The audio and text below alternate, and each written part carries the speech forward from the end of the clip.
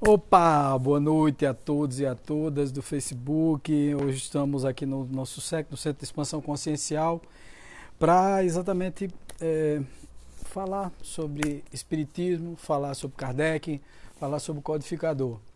A minha decisão de falar sobre Allan Kardec hoje, gente, é devido assim, ao pouco conhecimento que a maioria das pessoas tem de Allan Kardec, né? Muitas pessoas, até inclusive todas as vezes que vão me perguntar alguma coisa, se eu sou espírita, a primeira coisa que perguntam é assim: tu és kardecista?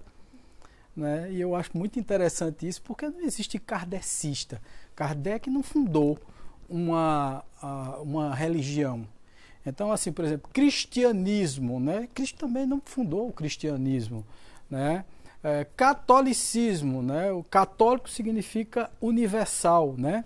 Mas não fundou o catolicismo. Budismo vem de Buda, então ficou kardecismo, como se fosse uma coisa vinda de Kardec e tal. E na realidade, quando a gente estuda espiritismo, quando a gente procura entender como funciona a doutrina espírita na realidade ela não foi fundada por Kardec, ela foi codificada por Kardec. Kardec, através da comunicação com os espíritos, e nessa comunicação começou a fazer perguntas, os espíritos começaram a responder, e daí surgiu o espiritismo, que inclusive é um neologismo. Não existe espiritismo disso ou espiritismo daquilo, porque muita gente diz assim: espiritismo, tu é de espiritismo de mesa branca, de mesa preta, de mesa amarela. Todo mundo pergunta essas coisas, é muito interessante. Lógico que a gente responde da melhor forma possível para não jamais deixar de responder, jamais deixar a pergunta em aberto. Tá havendo alguma coisa? Tá acontecendo alguma coisa aí que vocês estão nos comunicando com outro? Eu tô te procurando, porque não tá aparecendo? eu achei que era meu celular. Ah, então deixa eu olhar aqui. Então deixa eu olhar, porque estou aqui falando sem nada. Ah, então sem nada. Então vamos lá. Porque... Pronto, agora foi.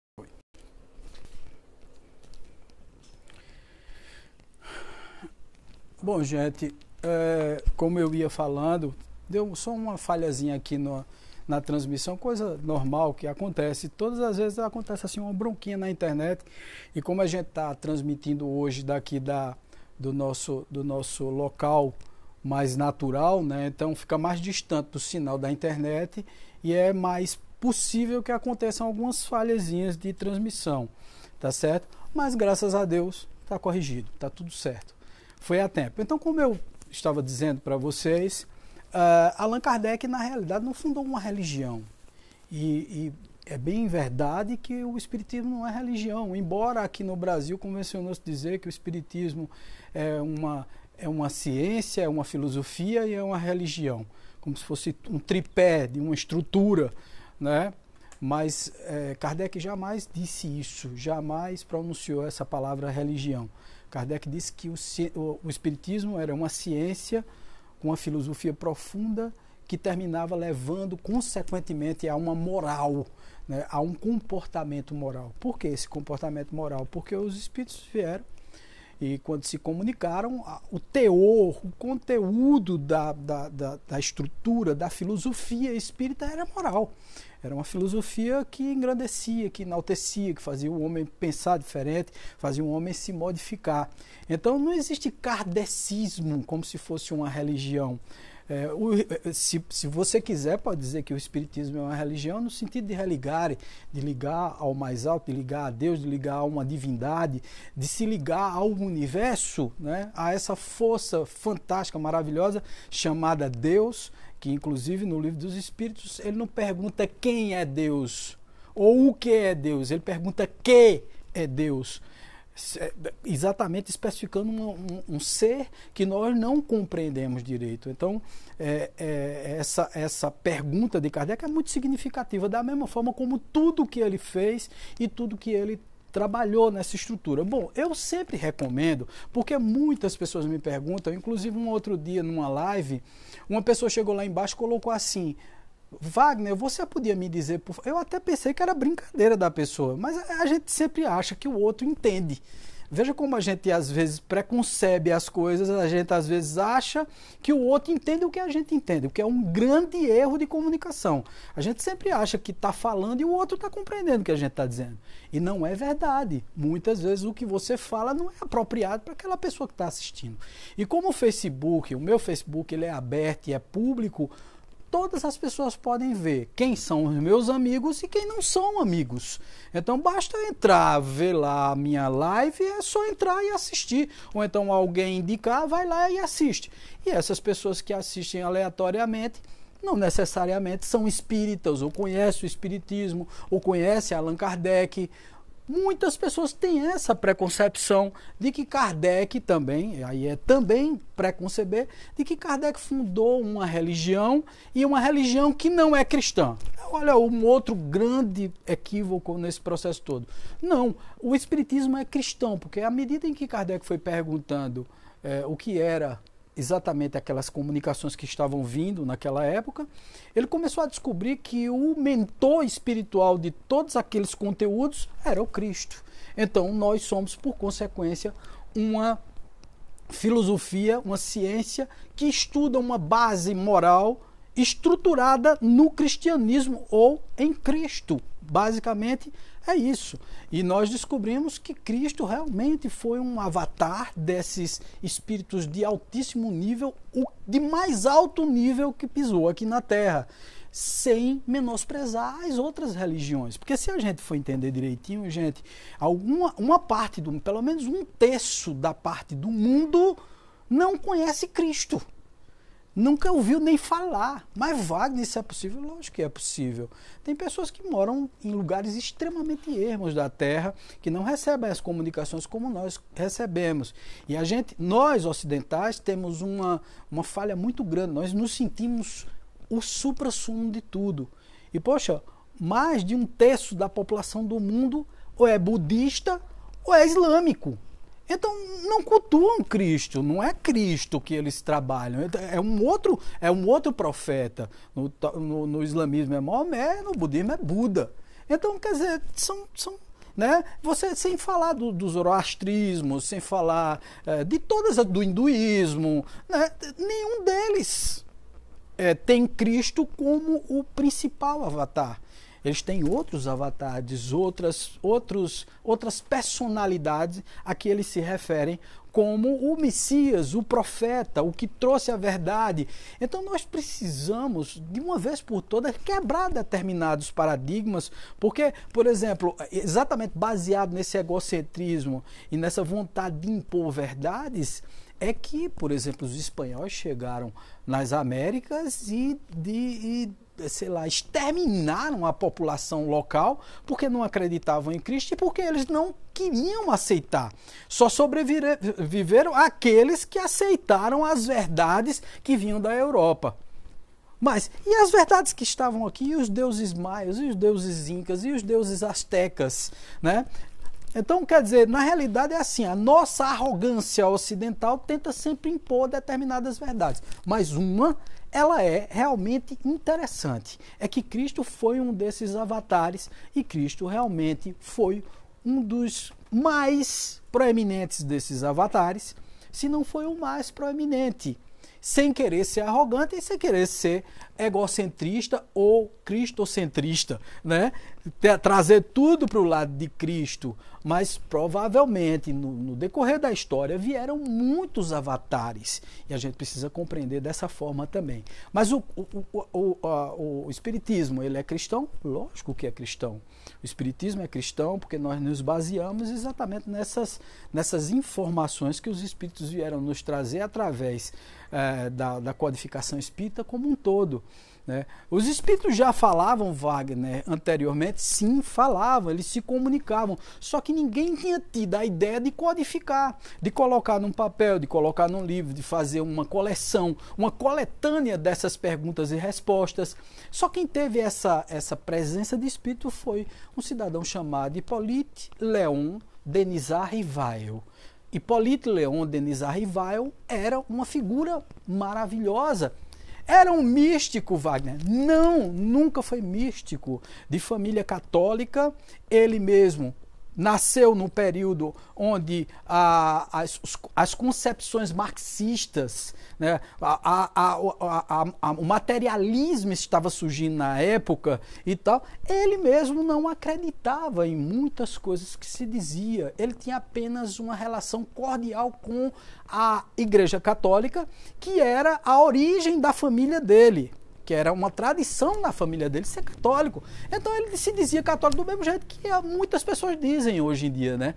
Muitos chegam para você e dizem assim, eu sou católico. Aí, você vai à missa? Não, não vou. Você faz? Não, não vou. Pronto, Kardec era um desses. Ele não era um ateu, mas ele não era um cara conectado a religiões. Era um cara, realmente, era um cidadão com uma capacidade de discernimento e de observação fantásticos e que na época estava também desiludido com as religiões que enrolavam o povo. Pode parecer muita coincidência, mas hoje a gente tem muito isso, né? São religiões que ludibriam as pessoas. Um outro dia eu vi uma coisa terrível na internet, foi uma pastora, aí eu digo mesmo, é pastora mesmo, não tem outro nome, é uma pastora que estava pedindo os R$600 que o governo federal vai dar como dízimo. Então, quer dizer, assim, de uma disfarçatez e uma falta de caráter do tamanho do mundo, e tem muitos fazendo isso de uma forma velada ou não, cobrando, fazendo determinadas coisas, e aí a gente sabe que isso deixa a gente desgostoso. Você está entendendo? Você imagina aquilo acontecendo em 1800, onde surgiram as teorias marxistas, onde surgiu toda a base do comunismo, né? Toda a base do comunismo nasceu ali, com Karl Marx, né, com todos aqueles limiares, com Nietzsche, né, o filósofo Nietzsche, o escritor filósofo Nietzsche e vários outros que vinham com uma intelectualidade extremamente elevada, trazendo algumas verdades que eram muito lógicas e dizendo assim, sabe essas religiões que vocês seguem, aí enrolação. Tá certo? E era enrolação. Naquela época, lógico, vamos entender, gente, eu não estou generalizando, né? Nem todos os católicos, nem todos os sacerdotes, nem hoje, nem todos os sacerdotes evangélicos, né, reformistas, tem essa característica de vilania, não é isso que eu estou dizendo. O que eu estou dizendo é que esse tipo de comportamento vilão, esse tipo de comportamento que explora o próximo dizendo que ele vai ganhar o céu, ou que explora dizendo assim que se você não fizer isso ou não entrar na minha religião, você vai ser condenado ao fogo do inferno, e esse tipo de coisa afasta o cidadão do Deus, né, que nós temos. Esse Deus que não vem para castigar, ele vem para ele colocou leis universais e quando você vai contra elas, você sofre. Simplesmente assim. E o Allan Kardec, que tinha esse desengano, começou a ter uma percepção maior sobre tudo isso.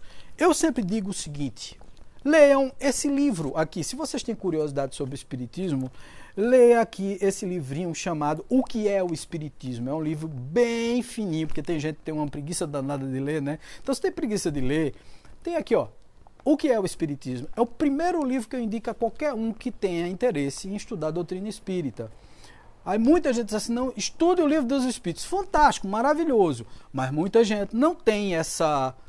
assim, não gosta de ler, não tem esse hábito da leitura. E eu sempre recomendo também, hoje em dia é muito fácil entender o que é Espiritismo, quem é Kardec, como funciona tudo isso, então é só entrar no YouTube, gente. O YouTube tem assim, audiolivros, né, e videolivros também, que explica muito bem tudo isso. Naturalmente tem muito cuidado ao procurar a fonte, porque tem gente que é doido varrido, bota lá coisas que não tem nada a ver, né? Outras pessoas até criticam Kardec de uma forma muito dura, né? Principalmente alguns dessas religiões mais tradicionais, e criticam assim de uma forma até desonesta, porque criam certas imagens, né? Por exemplo, o Espiritismo é coisa do diabo para alguns. Isso é coisa do demônio, está se comunicando com o espírito. Eu mesmo já fui acusado de demônio umas boas vezes. E eu não ligo não, porque eu sei que eu não estou com demônio, eu estou com Deus, né? Provavelmente com demônio estão essas pessoas que exploram as outras pessoas. Esses talvez estejam com forças malignas. Com demônio não, porque o demônio não existe, tá certo? Mas estão com forças malignas ao seu lado, explorando a boa-fé das pessoas. Esses sim estão, isso você pode ter certeza. Agora, quem foi Allan Kardec, né? Quem foi essa grande figura Allan Kardec? Quem foi o codificador da doutrina espírita? Então vamos lá. Hippolyte Léon Denisard Rivail, Allan Kardec. Então, quem foi? Primeiro, ele nasceu em Lyon, na França, em 3 de outubro de 1804. Então, em 1804, em Lyon, França, nasceu Allan Kardec. E curioso até que tem pessoas, né, quando esses palestrantes vão para a França e começam a dar palestra lá na França, é interessante que as pessoas perguntam assim, olha, que bom que vocês brasileiros têm Allan Kardec. E aí as pessoas até morrem de rir, né? E dizem assim, mas Allan Kardec não é brasileiro, Allan Kardec é francês. Não, não é. Não, tá aqui no cemitério aqui de Paris. Só ir lá, tem lá o mausoléu dele, você pode visitar. E a pessoa fica, eu não sabia que Kardec era francês. Então tem gente que não sabe nada de Kardec.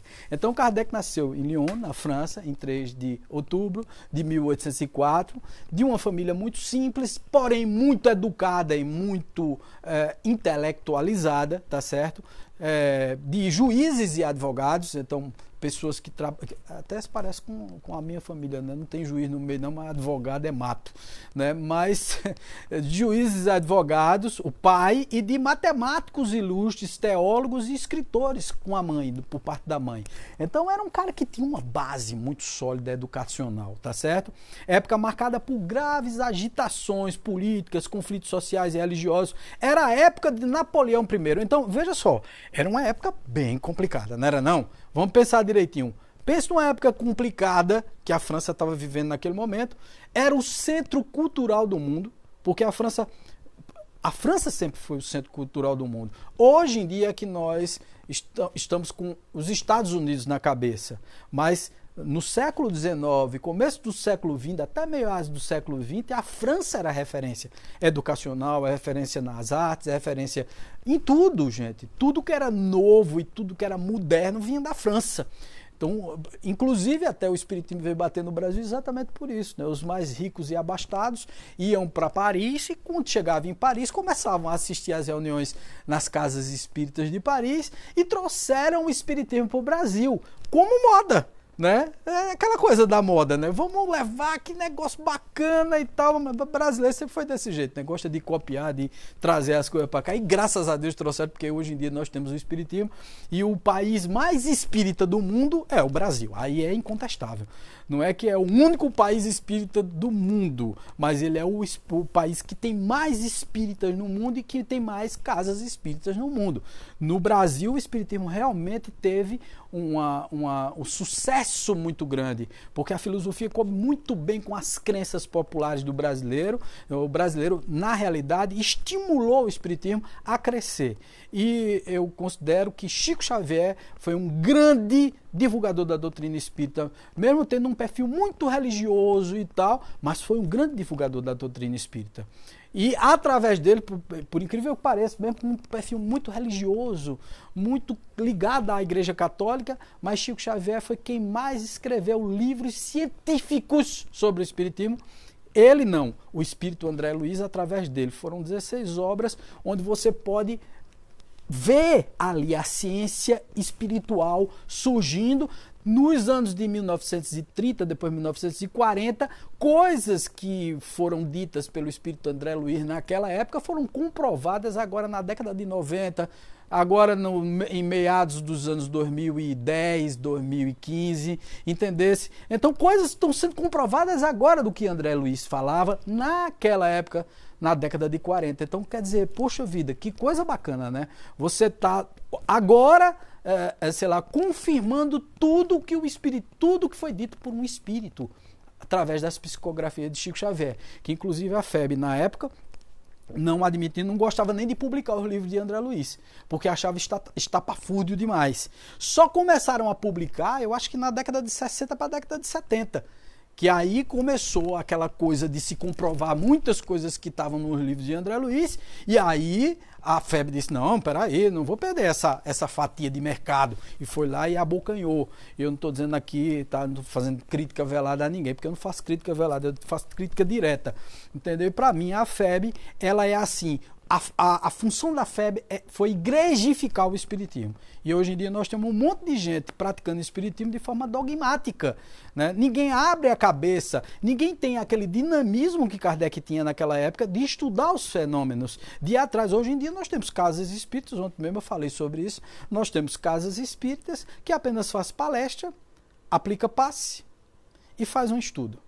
Não tem uma sala mediúnica, quer dizer, o princípio de tudo, que foi o fundamental da doutrina espírita, que foi através dos espíritos que vieram dizer todas as mensagens, vieram dar todas as mensagens, colocar todas as verdades que estavam ocultas, revelar o mundo espiritual, as casas espíritas hoje em dia não fazem. Então, quer dizer, que é assim, é espiritismo sem espírito, casa espírita sem espírito. Então, poxa, é um negócio meio esquisito, vocês vão convir, tá certo? Então, família simples de advogados, matemáticos ilustres, teólogos e escritores, época marcada por graves agitações políticas.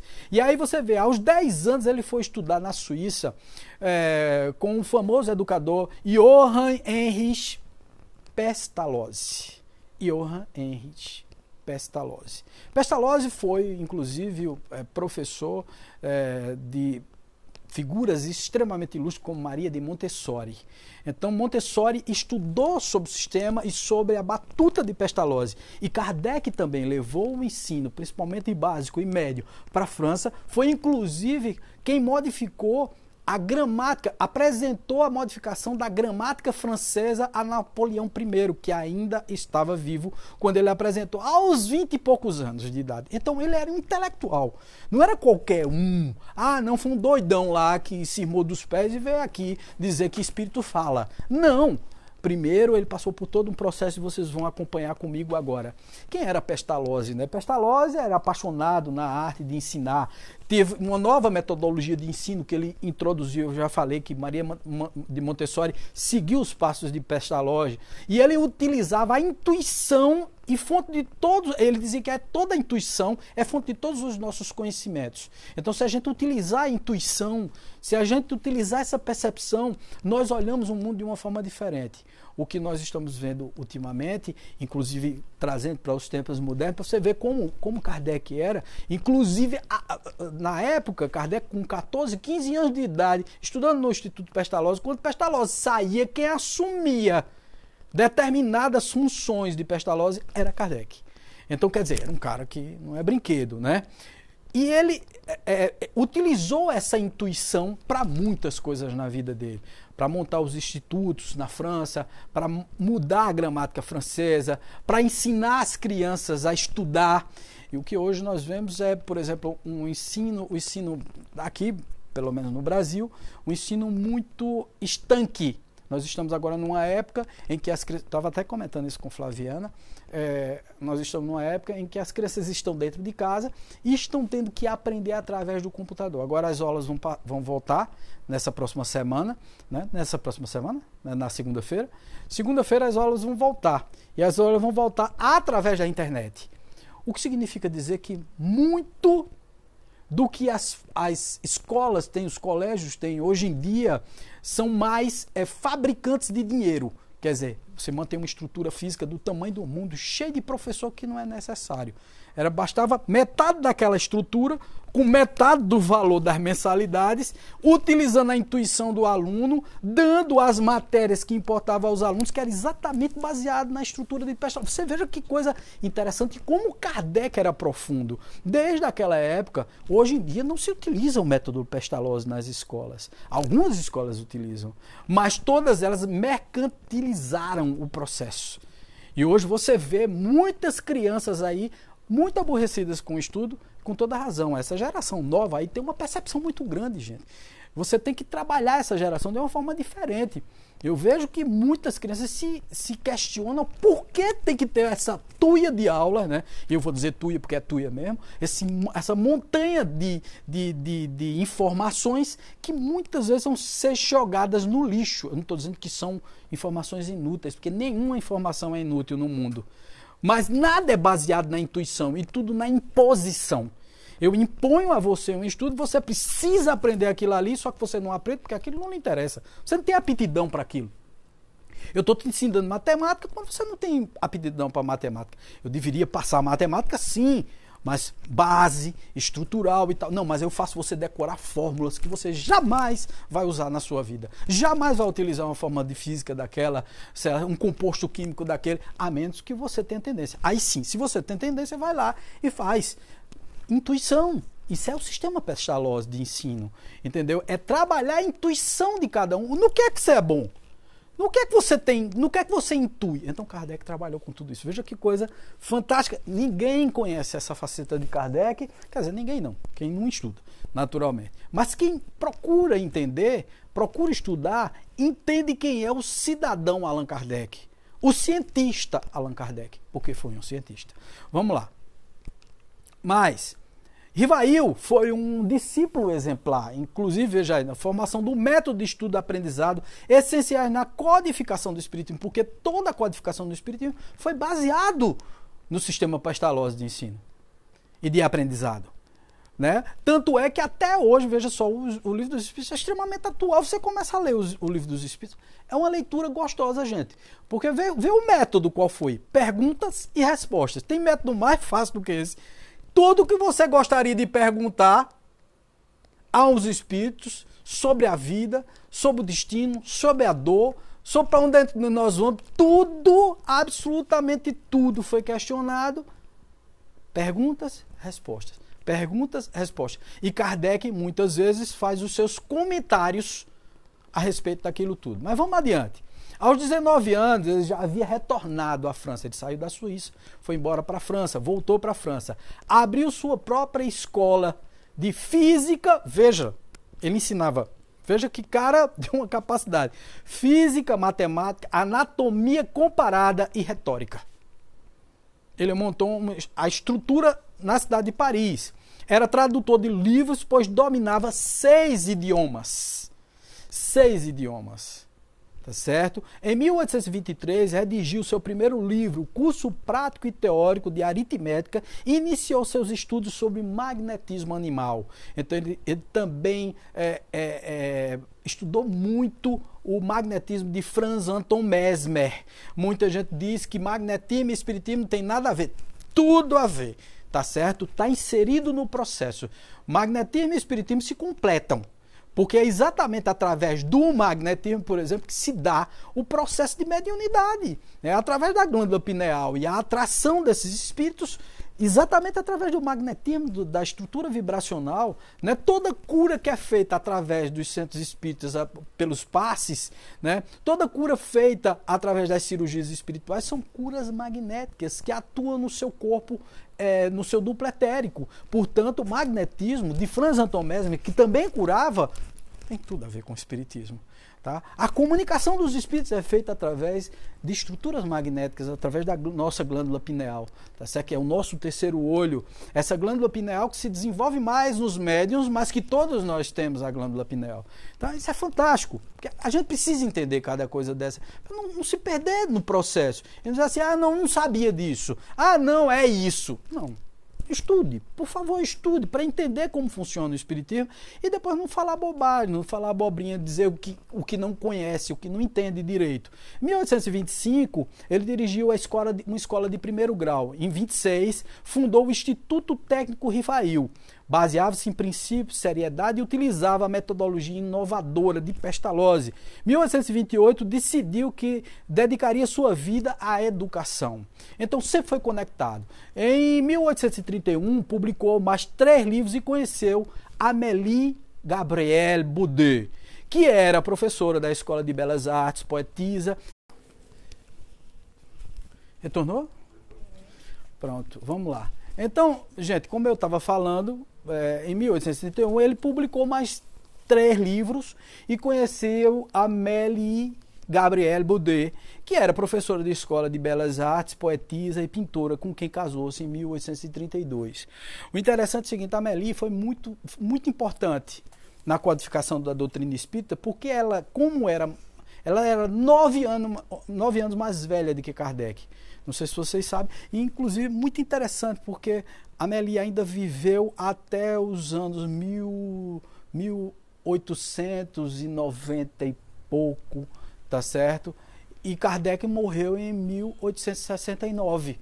Então a Amélie ainda viveu muitos anos depois, né? Mas ela foi a base de tudo de Kardec, ela foi aquele braço direito em tudo. Inclusive quando Kardec teve dúvidas se abraçava ou não aqueles fenômenos que estavam acontecendo, foi ela quem tirou ele da dúvida, disse, vai lá, vai pesquisar, você não é cientista, você não é uma pessoa que gosta disso, então vai lá, não deixe de abraçar esse processo. Ela foi uma força nesse processo como um todo. Quem assistiu o filme Kardec, eu acho que todo mundo aqui assistiu, né?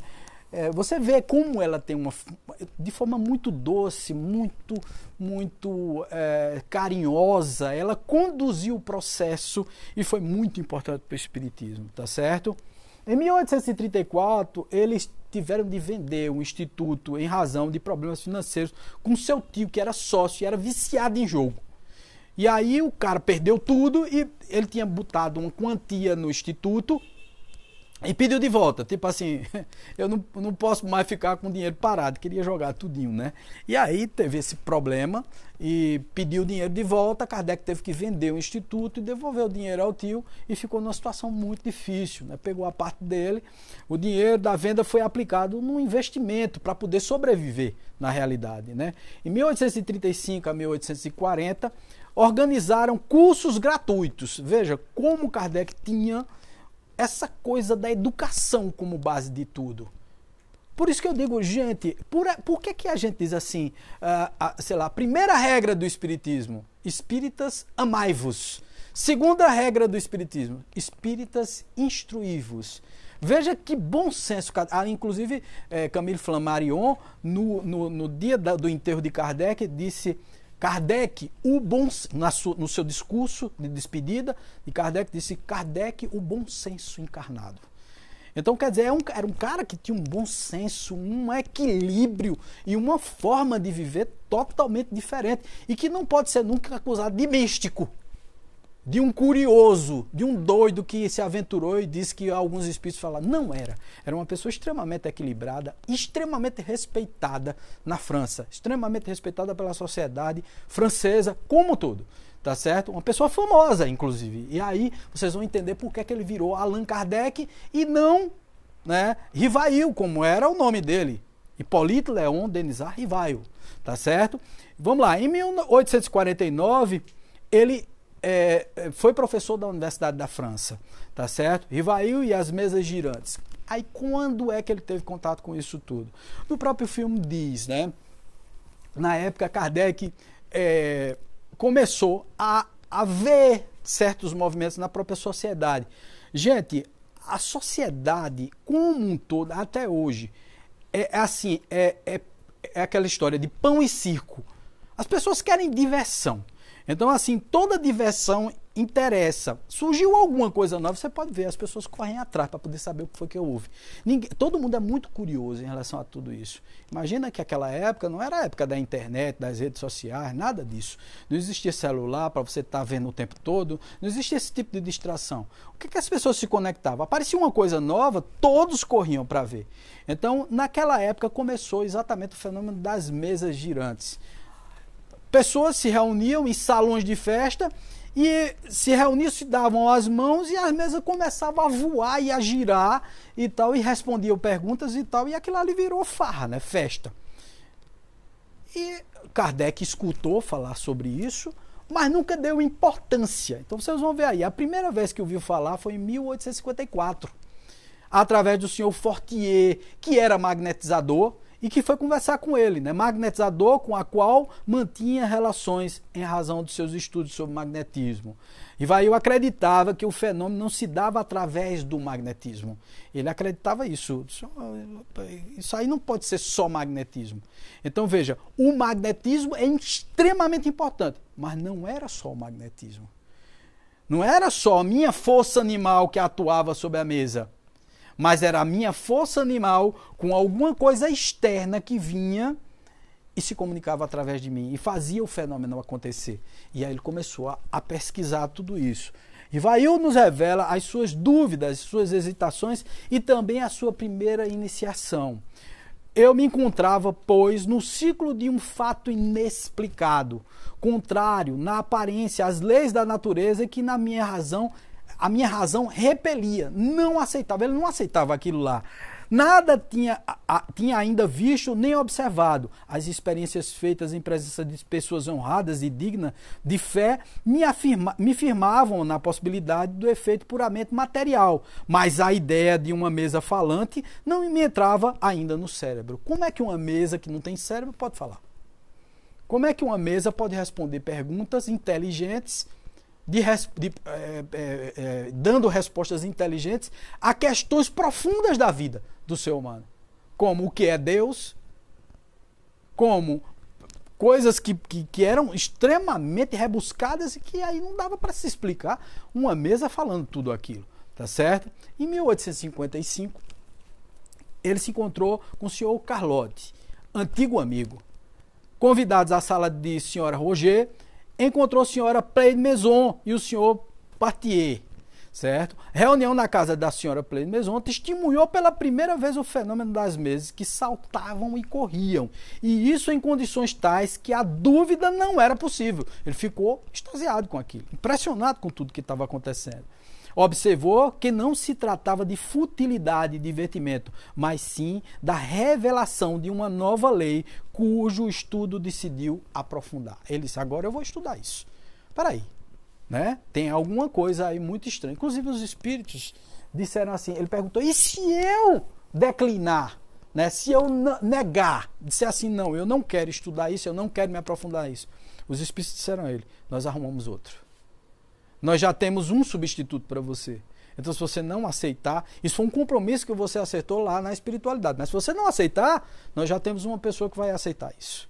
Então, você veja que a espiritualidade já tinha todo o projeto e Kardec era a pessoa certa. Era a primeira opção para se definir tudo isso. Conheceu a família Boudin e passou a frequentar as reuniões semanais em sua casa. A família Boudin tinha duas filhinhas, todas elas pré-adolescentes, tá certo? Que era Julie e Caroline Boudin. As duas era impressionante, né? Quem vê o filme, quem assiste o filme vê. Uma escreve uma parte de uma carta e a outra parte. E se completavam, né? O sentido de uma tinha a ver com a outra. E era muito interessante. Você imagina ele vendo um negócio daquele, um cara que é cientista, observando aquele fenômeno acontecer, era de chamar atenção realmente, né? Uma coisa diferente demais, né? O Zéfiro era um espírito que normalmente se manifestava nessas reuniões. Rivail, que buscava apenas se instruir, viu que ali surgiu uma nova doutrina e iniciou seus estudos sérios do espiritismo. Inclusive a palavra espiritismo, gente, é um neologismo, quer dizer, é uma palavra nova. Antes não existia a palavra spiritisme em francês. Quem inventou a palavra, quem cunhou a palavra, estruturou a palavra, foi Allan Kardec. Não era espiritualismo, não era espiritual, era espiritismo francês, tá certo? A codificação. Kardec adotou um método experimental de desenvolvimento, nunca elaborando teorias próprias. Observava cuidadosamente os fatos, comparava, quer dizer, um método científico. É um método científico. Deduzia consequências. Por isso que muita gente diz assim, espiritismo, ciência, não pode ser, Wagner, uma coisa baseada na religião. É porque vocês entendem religião ou ciência de uma forma cartesiana, né? De uma forma mais, sei lá, objetiva. Essa ciência do 1 mais 1. Não é assim. O espiritismo é uma ciência porque exigiu um método de comparação. Existiu análises profundas de cada resposta. Kardec tinha uma forma de pesquisar, uma forma de investigar todos os fenômenos que era impressionante. Não era para você duvidar, porque ele olhava e dizia assim, é assim, eu tenho que comparar com não sei quantos e tal. Ele saía pedindo, inclusive as psicografias. O que Kardec fazia? Ele pegava e fazia uma pergunta e mandava a mesma pergunta para várias cidades da França. Você tem que considerar que naquela época não tinha avião, não tinha carro, não tinha nada. Era carroça, tá? Ele mandava e perguntava ao médium de Paris e perguntava a outros médiums de Paris, de outros bairros de Paris, nenhum com comunicação com outros, e perguntava a médiums de outras cidades espalhadas na França.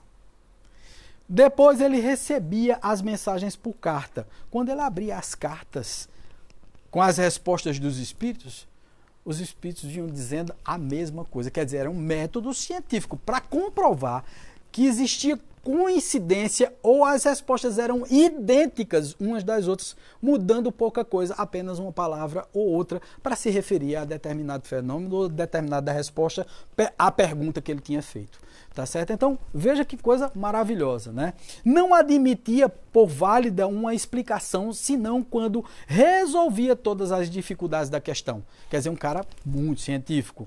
Antes de ir às reuniões para contato com os espíritos, formulava as perguntas por assunto, para desenvolver os temas com a maior clareza possível.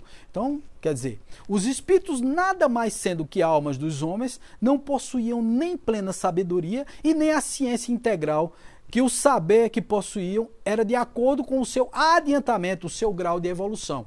Então ele começou a descobrir que espírito, e aí eu vivo dizendo aqui todo dia, minha gente, espírito é a alma do homem que já foi vivo.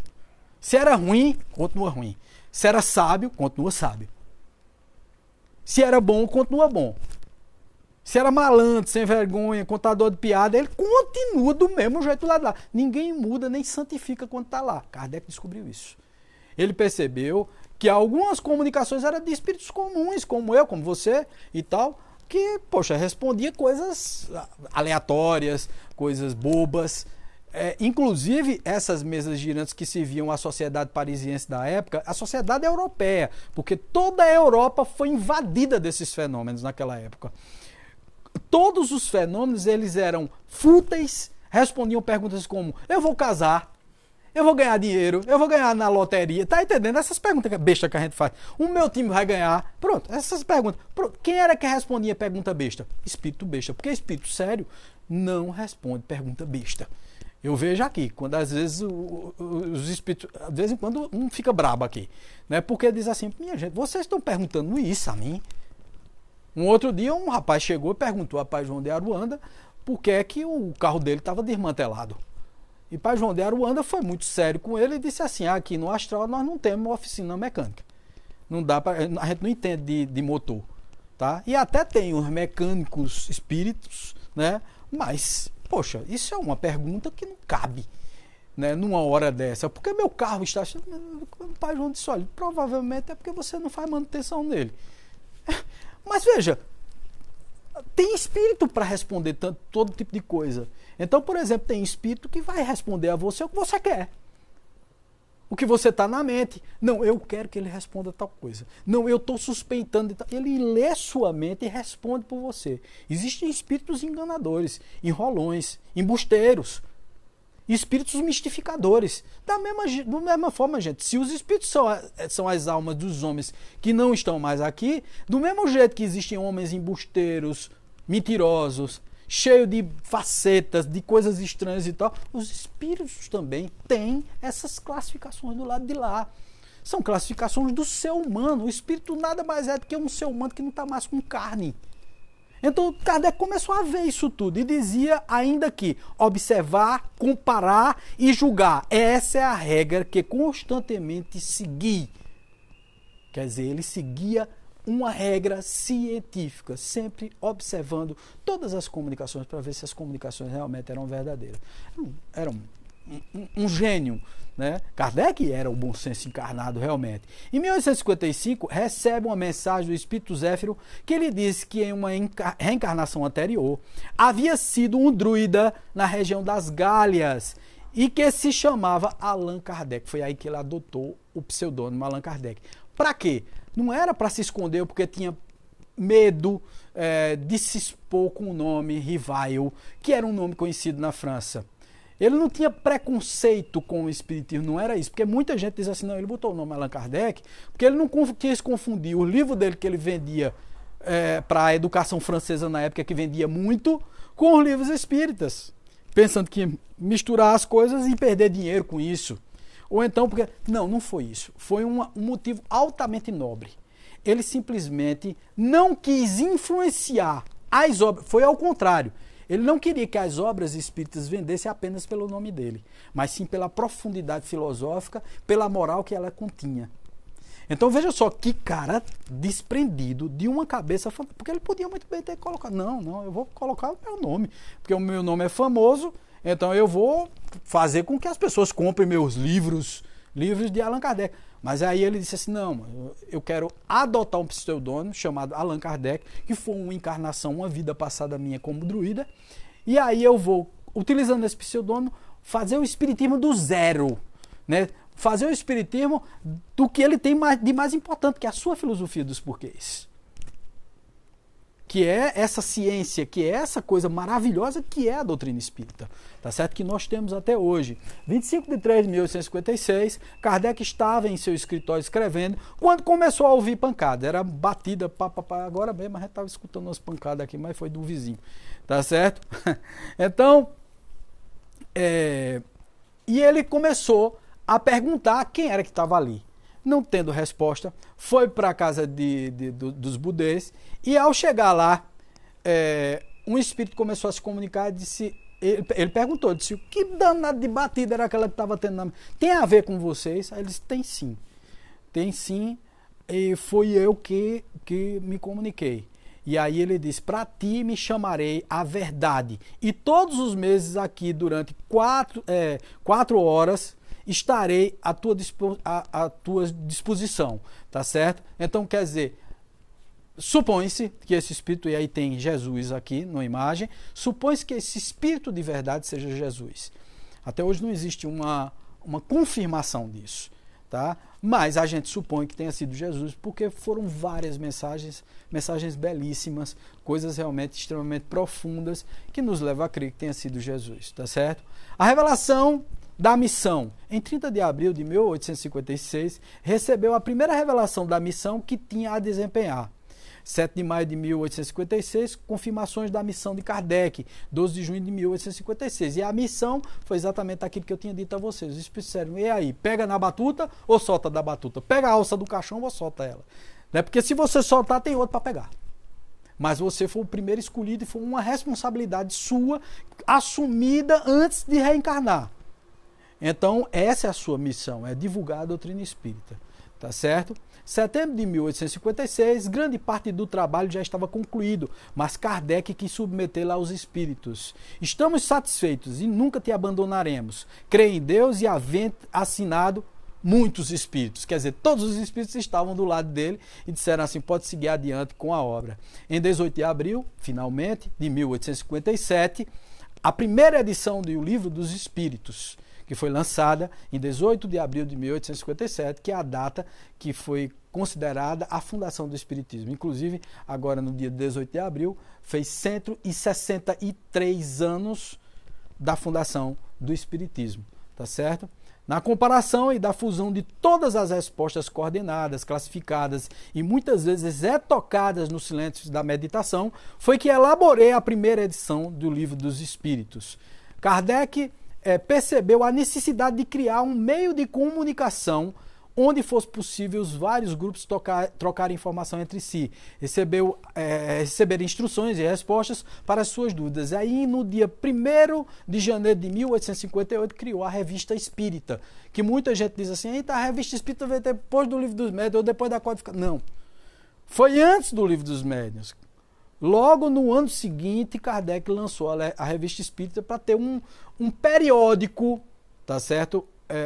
Que era mensal na época, um um periódico mensal que se comunicasse, discutisse sobre espiritismo, colocasse artigos, coisas novas que vinham acontecendo e por aí vai. Não só de Kardec, de várias pessoas, de vários escritores, um deles, Camille Flammarion, que foi quem fez o discurso no final, no túmulo dele, quando ele foi ser enterrado.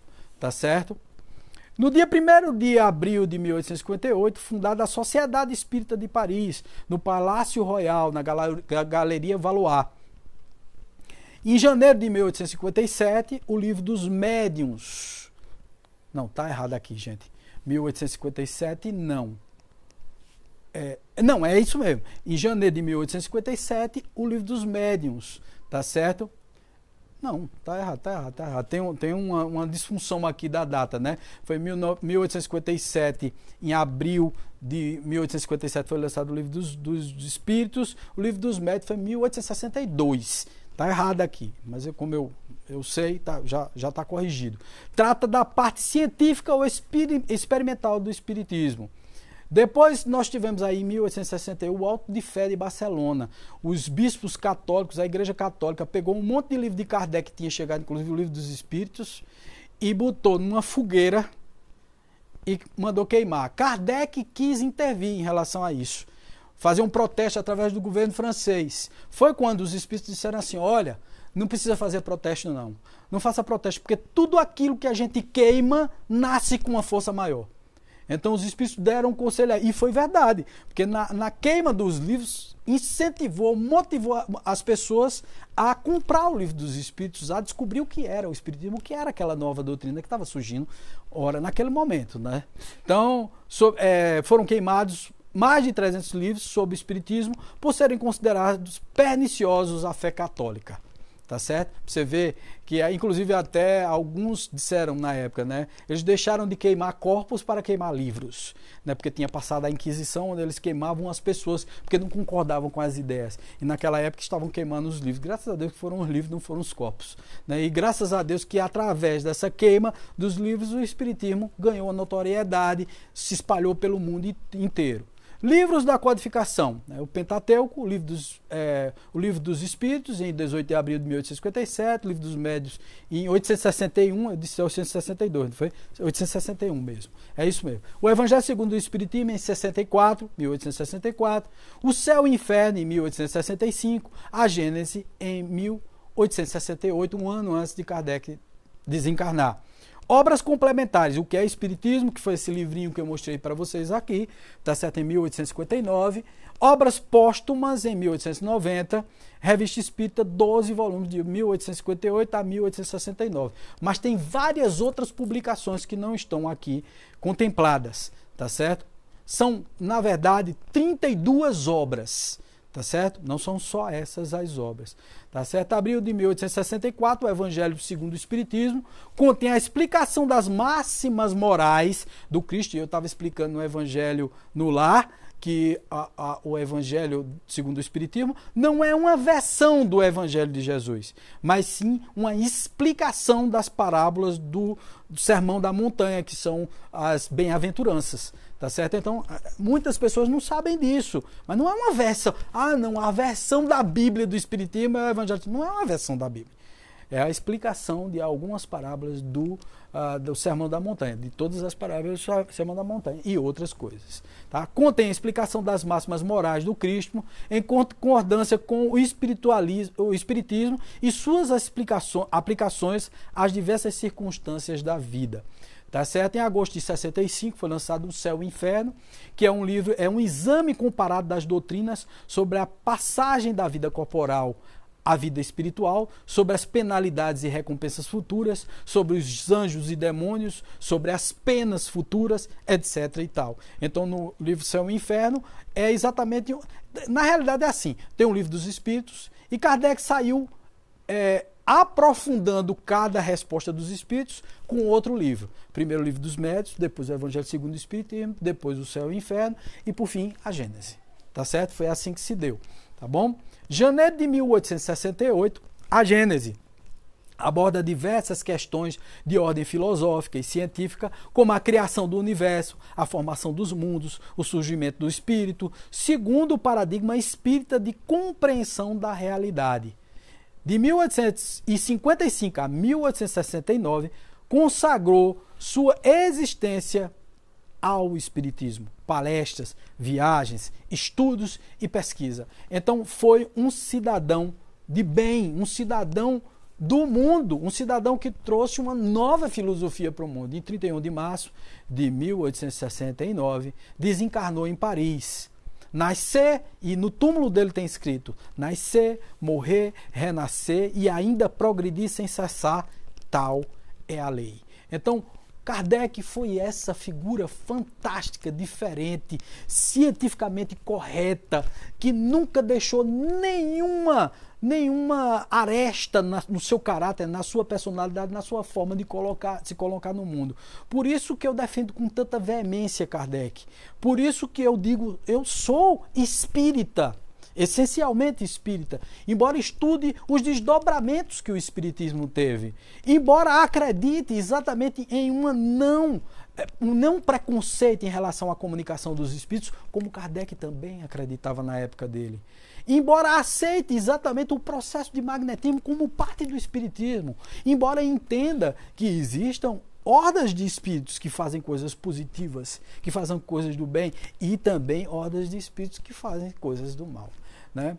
Que existem personalidades realmente malignas no mundo espiritual, e que existe sim o princípio básico do espiritismo, que é se comunicar com os espíritos. Então eu fico muito impressionado quando as pessoas dizem assim: não, o telefone só toca de lá para cá. Isso foi uma resposta que Chico deu e que virou uma coisa estanque na cabeça dos espíritos, né? Ninguém pode chamar os espíritos, não. Tem que deixar que eles venham. Pois é, toda quinta-feira aqui a gente chama mesmo. A gente chama. A gente diz: olha, venham para cá, venham conversar com a gente. E a gente chama pelo nome. A gente gostaria que viesse a presença de Ernesto, que é o nosso mentor da casa. A gente gostaria que viesse a equipe do Dr. Bezerra de Menezes para poder curar os espíritos. A gente está chamando os nossos guardiões, os nossos amigos espirituais, e chama pelo nome. Nós invocamos os espíritos, sim. E isso faz parte do espiritismo. Agora, é lógico, eles terem ou não o desejo de vir se comunicar, aí são outros 500, porque o livre-arbítrio é para todos. Então o espírito pode, que foi exatamente nisso que Chico quis dizer, o telefone só toca de lá para cá. O que significa dizer é que se você só fala comigo, eu falo assim: fulano, fale comigo. Você só fala se você quiser, ou não é? Então é exatamente isso que ele quis dizer, que ele não manda nos espíritos. Ele não diz assim: vem aqui falar comigo. Muitas vezes os pais, as mães e tal se encontravam com o Chico e diziam: eu quero falar de todo jeito com meu filho. O Chico dizia: minha filha, o telefone só toca de lá para cá. Querendo se referir a exatamente esse ponto. Porque muitas vezes o espírito não está preparado para se comunicar. O espírito não está bem, o espírito está em recuperação. Então, significa dizer que não dá para você definir: venha falar comigo agora. Não é assim. Eles não são robôs. Aliás, algumas pessoas até acham que são, né? Tem algumas pessoas que acham que os espíritos estão sob o comando deles. Há alguns sacerdotes aí, espiritualistas, aspas, porque para mim não são espiritualistas, são oportunistas, eles chamam e escravizam espíritos. Né? Escravizam mesmo, né? Escravizam desse jeito. Agora, é lógico, os espíritos se fazem de escravizados, porque o espiritismo, o espírito, ele é uma entidade pensante, do mesmo jeito que eu sou. Eu só faço aquilo que me convém. Então, muitas vezes o espírito diz assim: eu estou te ajudando, e por trás ele está passando a rasteira em você. Ou então ele está em conluio com algum cara desses aí para tomar teu dinheiro, para fazer determinadas coisas que não deve fazer. Então, esse é o problema do contato com os espíritos. Aliás, era por isso exatamente que dentro das escrituras bíblicas se proibia o contato com os espíritos. Por quê? Porque os seres humanos ainda naquela época não estavam preparados para lidar com a comunicação com os espíritos. Mas se eles proibiam, significa dizer que existe.